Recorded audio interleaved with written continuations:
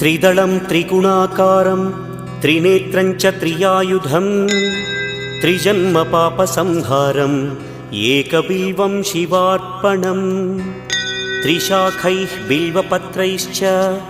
अच्छिद्रैः कोमलैः शुभैः तव पूजां करिष्यामि एकबिल्वं शिवार्पणम् कोटिकन्या महादानं तिलपर्वतकोटयः काञ्चनं शैलदानेन एकबिल्वं शिवार्पणम् काशीक्षेत्रनिवासं च कालभैरवदर्शनं प्रयागे माधवं दृष्ट्वा एकबिल्वं शिवार्पणम् इन्दुवारे व्रतं स्थित्वा निराहारो महेश्वर नक्तं हौष्यामि देवेश